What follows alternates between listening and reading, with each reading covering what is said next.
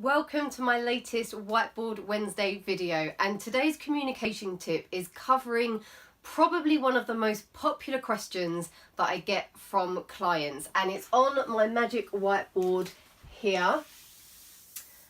I think for Christmas I might ask for art drawing skills. Can you imagine if I actually had good art skills? So the question is, what on earth, yes, that isn't earth, do I do with my hands when I'm presenting? Key golden question.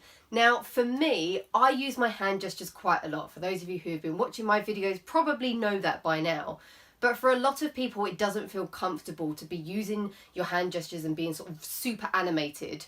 So my biggest advice is to find what feels comfortable for you. And to start with, often, if we go back to our sort of body language positioning video that we did a couple of weeks ago, stay nice and grounded, your posture's nice and open, and just have your hands one on top of the other, central. So I'm raising them here so you can see them, but just central, just in front of your belly there. And then you can use the hand gesture to animate or gesture whenever you want to, but you're keeping them nice and still. You're still keeping them there, visible, but it's not distracting, and you're then in a good position to be able to gesture. Try to avoid having your hands in your pockets. This often encourages your shoulders to hunch a little bit and you come across a little bit closed. Similarly, don't hide your hands behind your back. It signifies an element of trust if people can see your hands, especially the open palm of your hands.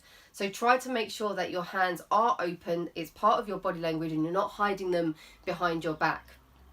At the same time, try not to use them to sort of close off or fiddle too much with your hands. We've probably seen a lot of speakers that do tend to fiddle with their hands a little bit when they're speaking, and that's super distracting.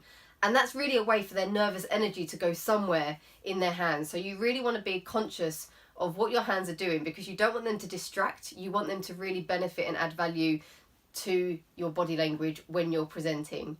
So that's my communication tip for today. What on earth do I do with my hands? Hopefully that's given you some tips to really make sure that you can use hand gestures in a way that adds value and impact to your presentations.